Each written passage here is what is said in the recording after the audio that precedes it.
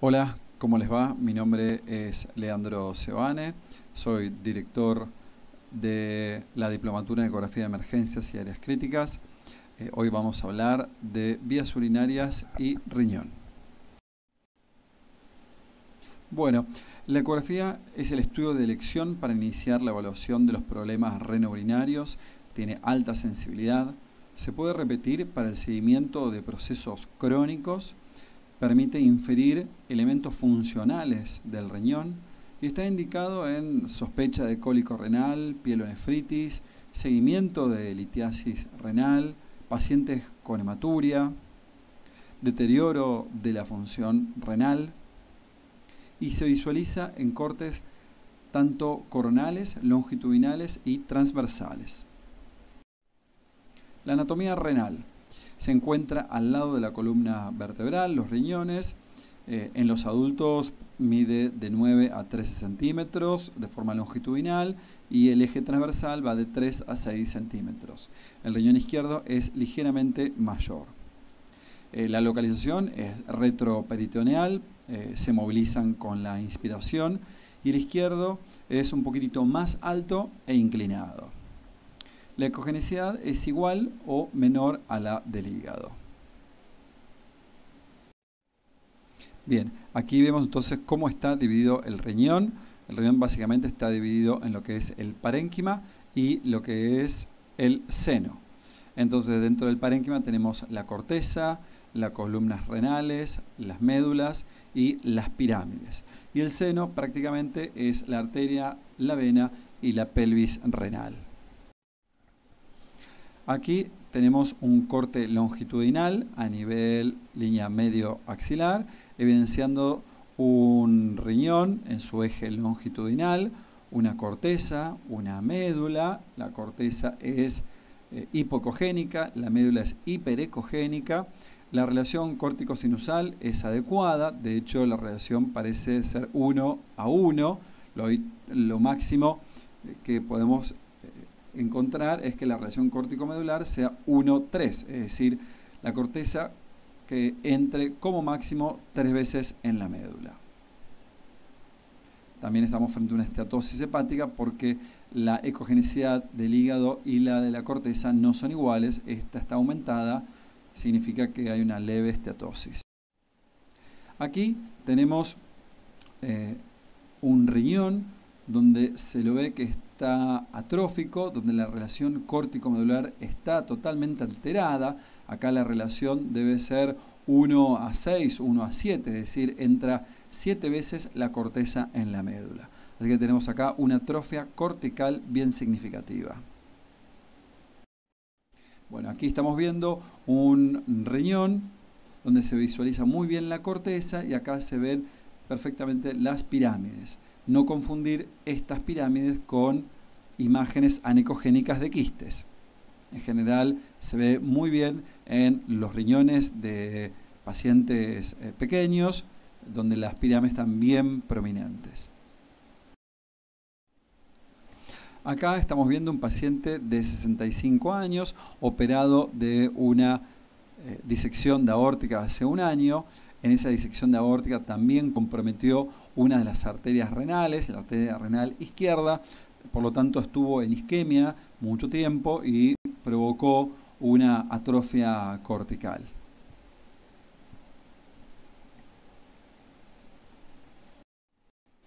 Bien, aquí tenemos un riñón que está disminuido de tamaño, lo vemos que tiene 69 milímetros.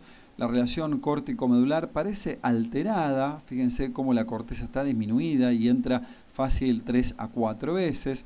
Y aparte tenemos la presencia de imágenes anecogénicas, aquí y aquí, que tienen refuerzo posterior.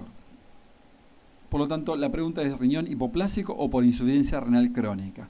En general, cuando tenemos atrofia renal con quistes, habla de un riñón de una insuficiencia renal crónica.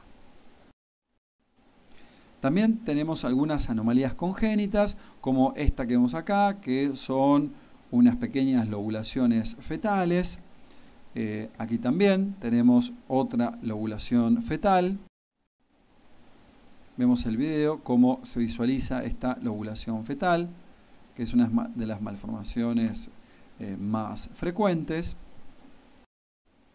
Y aquí vemos un riñón que parece chico en relación al vaso, pero realmente medimos el vaso y nos damos cuenta que sobresale la mitad del riñón, es decir, tiene un vaso de 151 milímetros, lo normal es hasta 120, 130, por lo tanto estamos frente a una esplenomegalia y no un agrandamiento renal. En este caso, visualizamos la corteza renal y que de repente la corteza renal pasa al otro lado, es el signo del hachazo. Esto significa que encontramos un doble sistema colector. Es una malformación congénita de las más frecuentes del aparato urinario. Se presenta de 1 a 10% de los pacientes. Bien, aquí tenemos un corte transversal donde visualizamos muy bien, en este caso, la aorta que está aquí. Esta es la columna vertebral. Y vemos cómo el polo inferior del riñón derecho se une al polo inferior del riñón izquierdo.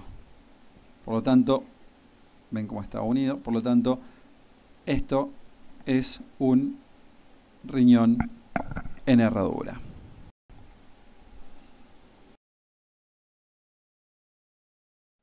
Acá tenemos la celda renal derecha, nos vamos para otro lado, para el lado izquierdo, vemos muy bien ahí el vaso y la celda renal izquierda está libre.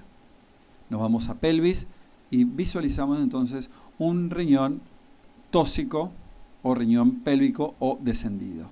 En general es levemente menor al riñón ubicado en la celda normal.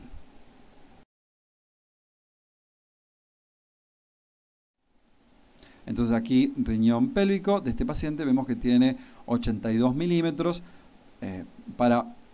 comparado con el riñón de la celda renal derecha que medía 100 milímetros.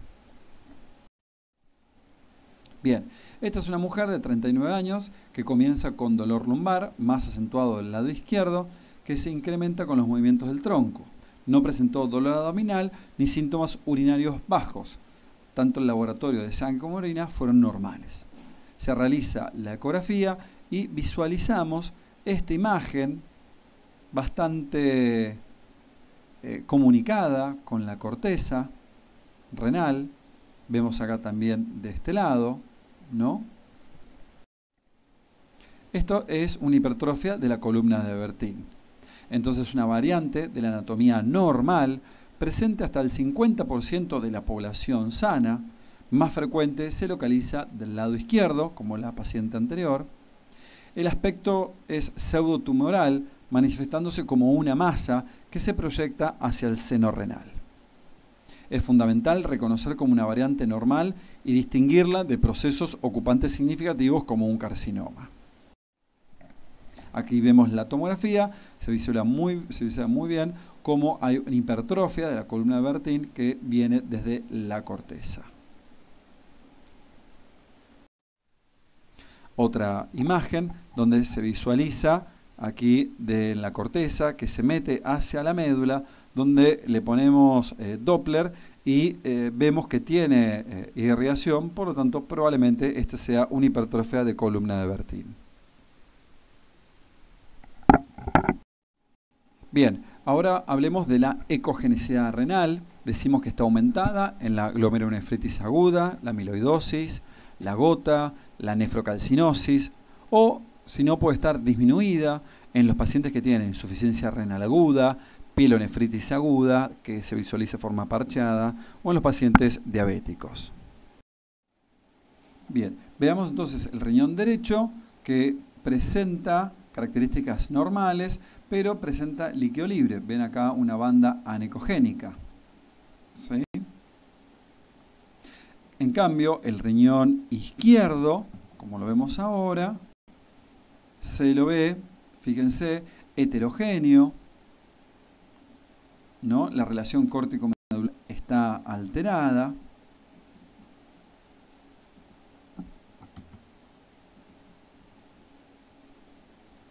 producto de una pielonefritis aguda. El paciente lamentablemente estaba en shock séptico, estaba peritoneal, tuvo que operarse y lamentablemente le tuvieron que realizar una nefrectomía total. Vemos acá otras causas de aumento de la ecogenicidad renal, en este caso es una glomerulonefritis aguda. Vean acá el video, cómo se visualiza muy bien, cómo la ecogenicidad de la corteza es prácticamente igual a la de la médula. Este es un paciente con glomerulonefritis aguda y no sé si vieron cómo también presenta derrame pleural de ese lado. Vamos a los cálculos renales, son en general el 90% de calcio, algunos de ácido úrico, de estruita o cisteína. El tamaño en general, los más de 5 milímetros son las llamadas litiasis y los menores de 5 milímetros son las microlitiasis. Hay algunos también que son grandes, de aspecto llamados colariformes. Producen ecos intensos y una sombra posterior bien delimitada si en general son mayores a 5 milímetros. Acá vemos algunas imágenes donde se visualiza una imagen hiperecogénica con sombra posterior, una linda litiasis a nivel cortical, otras imágenes pero ya microlitiasis donde no tienen sombra posterior, ven acá la imagen hiperecogénica como acá, sin sombra posterior, y acá otra que no llega a los 5 milímetros y tampoco tiene sombra posterior. Estas imágenes son microlitiasis. Aquí tenemos otra imagen que más o menos tiene unos 9 milímetros, bien hiperecogénica y tiene una leve, una tenue sombra posterior. Acá en este caso, fíjense cómo hay un cálculo colariforme donde todas estas imágenes que están unidas, bien hiperecogénicas en la médula, que todas generan sombra acústica posterior. Este es un riñón típico de infecciones recurrentes por Preotus, por ejemplo, que hacen esta imagen colariforme.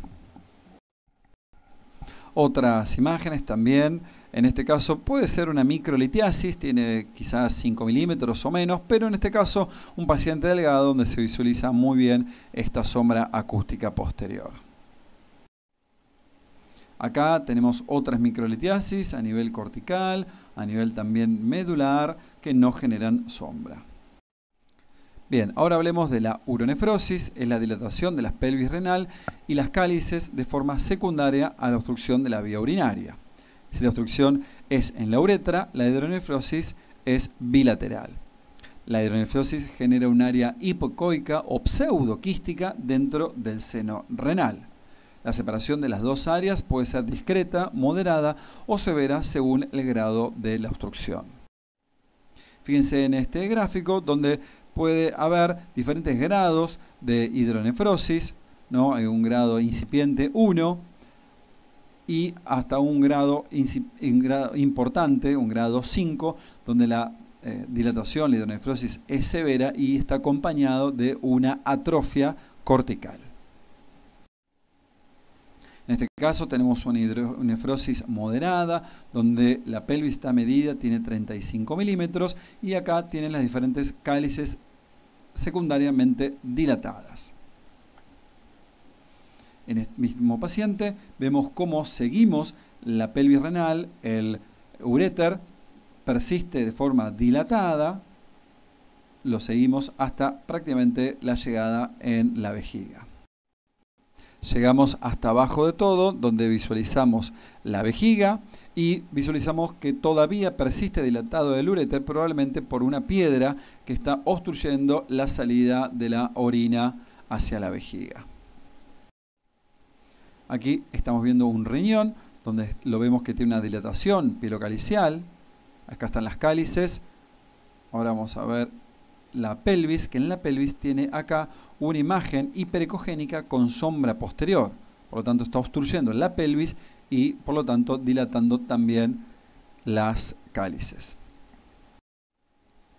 Aquí vemos otro paciente donde visualizamos que la dilatación pielocalicial es muy importante, no es muy grande la dilatación pélvica, vemos que mide 31 milímetros, pero aquí sí vemos que hay una dilatación crónica y persistente de las cálices renales y al mismo tiempo visualizamos una atrofia cortical completa. Esto habla de una hidronefrosis severa y crónica.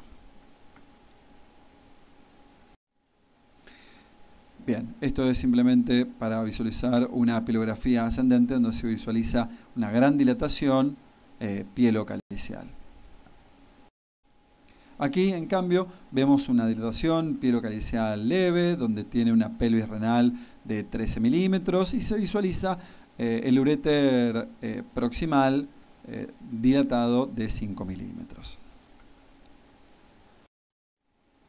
Acá vemos otra imagen donde visualizamos un riñón que tiene la pelvis acá dilatada y algunas cálices también asociadas a esta dilatación pélvica.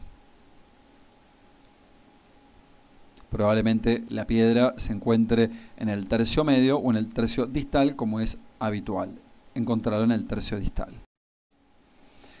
También podemos utilizar el Doppler porque a veces tenemos cierta duda y creemos que estamos frente a una dilatación pielocalicial porque estamos viendo el seno renal, específicamente la vena renal izquierda en este caso, que bueno, le ponemos el Doppler y lo tiñe, entonces nos hace diferenciar de lo que es la pelvis, lo que son el sistema vascular. Y vemos cómo persiste una imagen anecogénica que es la pelvis renal y por aquí el uréter. Aquí tenemos otro riñón que se encuentra dilatado, vemos la pelvis, como está dilatada, algunas imágenes cálcicas en los senos. Vamos hacia la vejiga, porque siempre hay que analizar la vejiga, y vemos entonces, bajamos la ganancia distal y de repente vemos como hay una imagen hiperecogénica que tiene sombra posterior compatible con un lito enclavado en la unión uretero-vesical derecha. Generalmente los litos menores a 5 milímetros suelen salir fácilmente de esta ubicación.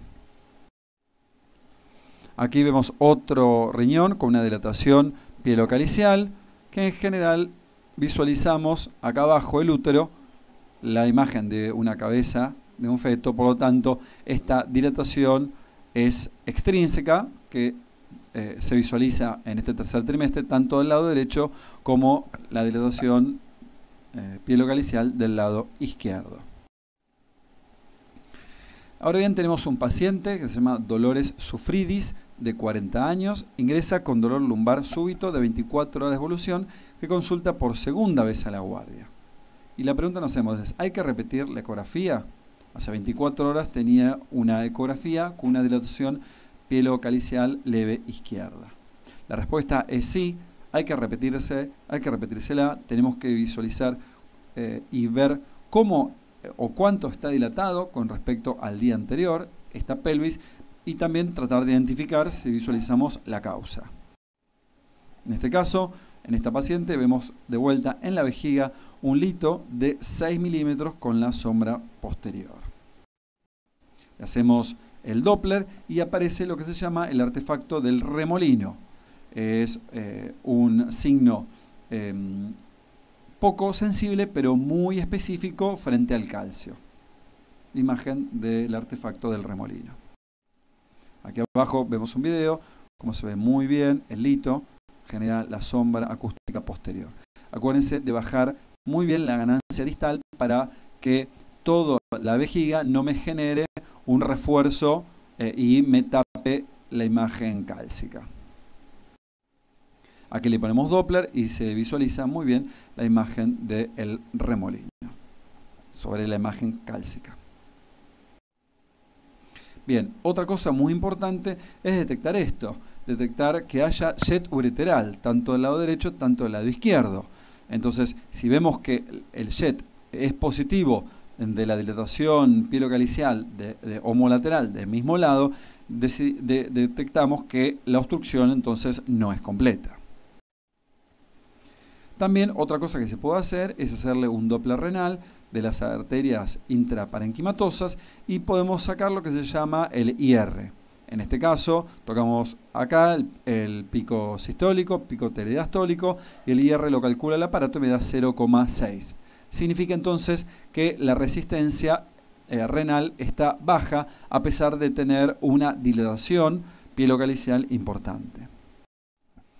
Bien, el Doppler sirve, los jets deben ser simétricos en ambos uréteres y dependen también del grado de hidratación, porque si tenemos una vejiga casi vacía y un paciente deshidratado, no va a haber jet de ningún lado. ¿Determina el grado de obstrucción el Doppler? Y sí, una obstrucción de alto grado cuando el jet está ausente y es de bajo grado la obstrucción cuando el jet está disminuido. Según Gevlet y colaboradores, observaron que si existe un jet positivo del lado afectado y le hacemos un Doppler de las arterias parenquimatosas y tiene un IR de 0,7, determina que el 70% de estos casos, de estos pacientes, el cálculo pasará espontáneamente a la vejiga. En este caso vemos una dilatación del uréter distal no asociado con una obstrucción, ¿sí? Esto es un ureterocele de un paciente pediátrico. Aquí vemos, por ejemplo, que el grado de severidad en este riñón de dilatación es muy importante, donde la pelvis está prácticamente unida a todas las cálices y tiene una leve atrofia cortical. Nos vamos hacia abajo y vemos que la causa de esta obstrucción de forma crónica es esta vejiga. Hay una vejiga de una pared muy engrosada, es decir, una vejiga probablemente de lucha, quizás por una dilatación prostática.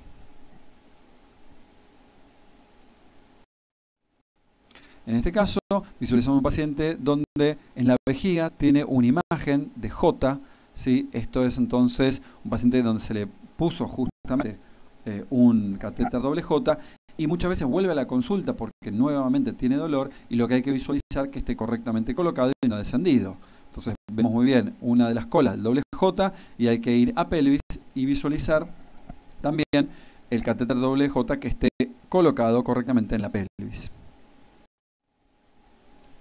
Pasamos ahora a lo que es la enfermedad quística. Tenemos los llamados quistes simples, los quistes múltiples. También pueden ser corticales o, si no, ubicados más en la médula, los llamados parapiélicos. Hay diferente clasificación, como esta que es la de Bosniak, donde es una clasificación tomográfica, pero puede también referirse a las imágenes ecográficas, donde tenemos un quiste grado 1, que son los anecogénicos de paredes finas, sin septos, ni engrosamientos, ni calcificaciones. El grado 2 tiene algún septo y en general tienen menos de 3 centímetros. Los quistes de grado 3 ya tienen paredes o septos engrosados. Y el grado 4 en general ya son heterogéneos, no solamente tienen contenido líquido, sino también pueden tener un contenido blando. Esto generalmente está relacionado de un 85% a malignidad. Aquí podemos ver diferentes imágenes quísticas, aquí a nivel de la corteza, ¿sí? Quizás tiene un pequeño septo, sería un quiste tipo 2. Acá en este caso un quiste más grande, de 47 milímetros, bien redondeado con refuerzo posterior, un quiste simple grado 1. Aquí otros quistes también, cuando ya son grandes, sobresalen la corteza renal, como aquí. Aquí tiene un grado de un septo, ¿no? Podría ser entonces un tipo 2, lo mismo que acá, el mismo quiste visualizado de otra imagen. En este caso aquí vemos otro quiste renal en el polo superior. Fíjense entonces cómo se visualiza el quiste simple donde tiene el refuerzo posterior. Muchas veces son quistes múltiples en el mismo riñón, como vemos estos dos quistes, también quistes simples tipo 1, lo mismo acá también, como se ve el quiste que sobresale la corteza renal con su refuerzo acústico posterior. Bien, acá vemos un gran quiste, ¿sí?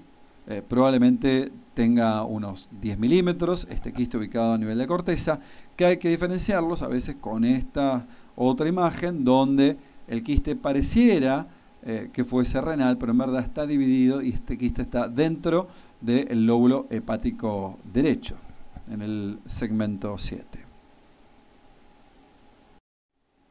Bien, pasamos a esta enfermedad que es la poliquistosis renal autosómica dominante. Hay un 50% de probabilidad que tiene un niño de heredar la poliquistosis de sus padres. En general se diagnostica a los 30, 40 años de vida. ¿Sí? En las etapas avanzadas de la enfermedad, el riñón puede aumentar hasta 20 veces su tamaño y los pacientes con poliquistosis requieren muchas veces terapia sustitutiva renal con una vida media de 57 años. Fíjense acá, hay un riñón muy heterogéneo, grande, completamente ocupado por quistes. Aquí tenemos la forma de hacer diagnóstico si hay antecedentes de este paciente de historia familiar de poliquistosis. Entonces se requieren al menos 3 quistes renales en individuos que tienen entre 15 y 39 años, 2 quistes renales en individuos entre 40 y 59 años o al menos 4 quistes por riñón en individuos mayores a 60 años. Si hay ausencia de enfermedad poliquística familiar, por lo menos tiene que haber 10 quistes por riñón.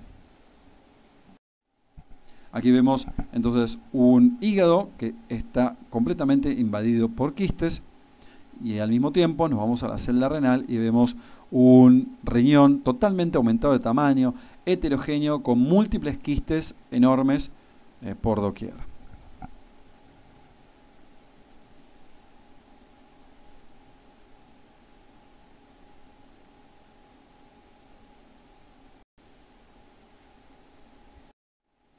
Bien, pasamos a otro tema que son los hematomas renales, que pueden ser hematomas intraparenquimatosos, subcapsulares, y estos mismos pueden ser isoecoicos, hiperecoicos o hipoecoicos.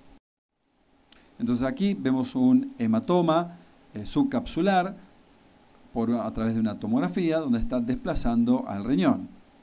Lo mismo que acá, otro hematoma subcapsular donde está desplazando el parénquima renal. Y cuando lo hacemos en este paciente, por ejemplo, contraste endovenoso, lo que visualizamos es un hematoma intraparenquimatoso de los dos lados, porque no tiñe el contraste. Y acá visualizamos un riñón que prácticamente está envuelto en toda su constitución por un hematoma subcapsular muy grande. Bien, acá les presento un caso clínico masculino de 67 años de edad que consulta 12 horas posterior a litotricia extracorpórea y el motivo de consulta es el dolor súbito. Ingresa hipertenso con un hematocrito de 44. El primer estudio se realiza a la ecografía renal derecha, como vemos aquí, presenta el riñón de características normales, ¿sí?, con una leve cantidad de líquido libre que se visualiza aquí. Vamos al riñón izquierdo, donde la celda renal prácticamente está tapada por una imagen oscura, donde no se visualiza bien el riñón. Por lo tanto, posterior a esto, se le hace una tomografía computada y se visualiza cómo el riñón tiene perfectamente bien el contraste, pero afuera, en la cápsula, tiene un gran hematoma subcapsular provocado, obviamente, por la litotricia renal. Otra imagen un poco más baja, donde se ve todo el hematoma bien grande subcapsular. Y aquí, en el polo inferior, enorme el hematoma subcapsular. Existe una clasificación de la American Association of Surgery de trauma donde habla de la injuria renal, clasificado en 5 grados. Bien, en el grado 1 vemos que hay un hematoma subcapsular y la corteza renal está indemne. En el grado 2 el hematoma se visualiza ya un poco más aumentado de tamaño y está asociado a una laceración menos de 1 centímetro. En el grado 3 la laceración es más importante, tiene más de 1 centímetro con el hematoma subcapsular visualizable ahí. El grado 4 tiene una laceración dentro del sistema colector y el hematoma subcapsular ya es mucho más grande. Y el grado 5, donde hay una avulsión del ilio con una severa lesión parenquimatosa y un hematoma que tiene volcado hacia la cavidad peritoneal. Este paciente tiene una caída de caballo, es el riñón izquierdo, donde se ve un hematoma subcapsular acá en el polo inferior, no sé si lo visualizan. Se visualiza aquí el hematoma subcapsular del polo inferior. Obviamente, para hacer una clasificación hay que realizar una tomografía y visualizar la laceración cortical asociada. Este es el hematoma subcapsular. Pasamos a los tumores renales. Están los benignos, como el adenoma, el llamado oncocitoma, que tiene menos de 3 centímetros, de bordes bien definidos. La ecogenicidad es mixta, generalmente hipoecogénicos, difícil de distinguir de una tumoración a veces maligna. Otro tumor benigno más frecuente es el angiomiolipoma, formado por grasa, músculo y vasos. Es hiperecogénico, está íntimamente relacionado al sexo femenino y casi siempre está asociado al riñón derecho. Bueno, miren acá esta imagen que se encuentra a nivel cortical, polo inferior. Tiene más o menos unos 30 milímetros. Son hipoecogénicos, que podría ser un adenoma. Vemos aquí una imagen donde hay pequeños angiomiolipomas a nivel cortical. Otro riñón, también derecho, donde hay una pequeña imagen hiperecogénica que no tiene sombra posterior, ¿sí? Y con Doppler es negativo. Bien, y acá tenemos otro riñón donde aparece primero una imagen, acá hiperecogénica, sin sombra posterior. Otra imagen anecogénica con refuerzo posterior y otra imagen hiperecogénica de unos 10 milímetros. Así que estamos frente a una litiasis, un quiste cortical renal y un angiomiolipoma. Aquí vemos un riñón y en la corteza vemos cómo se visualiza una imagen pequeña, hiperecogénica. Ahí está. Hiperecogénica, que no tiene sombra, debe medir unos 5 milímetros o 10 milímetros, característico de un angiomiolipoma. Bien, los tumores malignos es el carcinoma de células renales, los adenocarcinomas, que es el tumor maligno más común de hallar. La proporción en hombres, mujeres es 3:1. Aparece entre la cuarta a sexta década de la vida, tiene una ecogenicidad mixta porque puede haber necrosis y también áreas quísticas. El hábito tabaquista, la exposición a ciertos productos químicos como el asbesto, el cadmio, el petróleo, la obesidad, la enfermedad quística renal adquirida en pacientes que vienen en diálisis crónica, tienen un mayor riesgo de padecer estos adenocarcinomas. Bueno, acá en este video lo que estamos viendo es una imagen redondeada, isocogénica, de características heterogéneas, mayor a 5 centímetros, probablemente sea un adenocarcinoma. Aquí vemos la tomografía y se visualiza muy bien, no realza el contraste. Y la biopsia de este tumor fue un adenocarcinoma, terminó con una resección completa del riñón izquierdo. Pasamos a la vejiga. Hay que visualizarla realmente cuando está distendida. El grosor, el espesor de la pared normal va de 3 a 5 milímetros máximo. Hay que ver las paredes, si son regulares o irregulares. Y también se puede sacar el volumen a través de diferentes diámetros, el anteroposterior, el transversal y el longitudinal, multiplicado todo por 0,5. Entonces vemos acá en un corte transversal, un corte longitudinal, entonces tenemos el diámetro anteroposterior, el diámetro transversal y el diámetro longitudinal.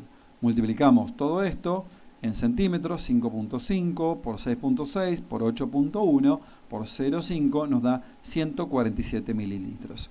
En general hablamos de globo vesical cuando hay más de 500 mililitros. Bien, en este caso tenemos la vejiga que se ve bastante distendida, las paredes finas y por detrás se ve el útero. Para ver un poco mejor el útero y el fondo del saco de Douglas, lo que hay que hacer es bajar la ganancia distal para disminuir un poco todo este refuerzo que hace esta gran vejiga.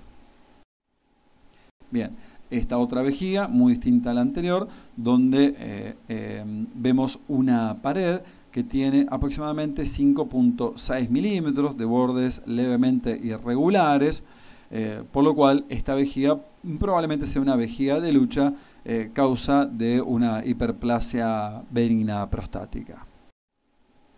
Entonces entramos a lo que es la hipertrofia prostática. Está formada por nódulos redondeados hipoecogénicos que agrandan de forma difusa la zona transicional de la próstata, el tejido glandular periuteral o los dos. Cuando los nodos hipoecogénicos están en la zona de transición, serán hiperplásicos en el 80 a 90% de los casos. El signo más típico es el agrandamiento de la glándula interna, que permanece hipoecogénica respecto a la zona periférica. Por lo tanto, acá tenemos una imagen transversal en la pelvis y una imagen longitudinal, por lo cual medimos. Tiene 61 milímetros en anteroposterior, tiene 64 en transversal y en longitudinal 61. Para sacar el peso de la próstata multiplicamos en centímetros 6.1 por 6.4 por 6.1 por 0.69 y de esa forma corregimos y nos da el peso aproximado de la próstata. Bien, aquí vemos otras imágenes prostáticas, ¿no? De 35 por 35 por 43 milímetros, aumentada de tamaño, homogénea, redondeada, que hace impronta sobre la vejiga, y otra próstata bien aumentada de tamaño, homogénea, típico de la hipertrofia prostática benigna, que mide 62 por 70 por 58 milímetros. Una próstata grande, importante. La prostatitis aguda, la glándula se vuelve hipoecogénica y por lo tanto también aumenta de tamaño y se vuelve heterogénea. El Doppler color muestra en general que está hipervascularizada. A veces puede observarse abscesos, que son imágenes anicogénicas dentro de la glándula. Entonces aquí vemos una imagen ecográfica y una imagen tomográfica, cómo se visualiza la prostatitis aguda con imágenes anicogénicas en su interior, compatible con microabscesos, como se visualiza también en la tomografía. Aquí se visualiza una gran próstata heterogénea de 88 por 93 milímetros y aquí se visualiza un área anicogénica que probablemente puede ser un absceso. Aquí se ve muy bien el balón de la vejiga. Le pusimos Doppler a esta próstata y se ve una gran vascularización de forma difusa. Prácticamente la glándula normal está muy poco vascularizada, ¿no? Bueno, aquí en esta gran próstata se le tuvo que poner una sonda vesical porque hizo una parte de una retención aguda de orina y se visualiza perfectamente bien el balón dentro de la vejiga. Y como conclusión, hay que ver el tamaño renal y correlacionarlo con el otro. No puede haber más de 20 milímetros de diferencia. Se visualizan siempre de la línea axilar media o posterior. La ecogenicidad aumenta en la pielonefritis o la glomerulonefritis. La dilatación pielocalizal severa siempre está asociada con atrofia cortical. Los litos mayores a 5 milímetros se visualizan bien y tienen sombra acústica posterior. Los tumores benignos no sobrepasan en general el borde cortical como lo hacen los malignos y son menos de 5 centímetros. Para calcular el volumen vesical es el lado por lado, es decir, el anteroposterior por el transversal por el longitudinal, multiplicado por 0,5 y nos da el volumen aproximado. Bueno, muchísimas gracias por su atención.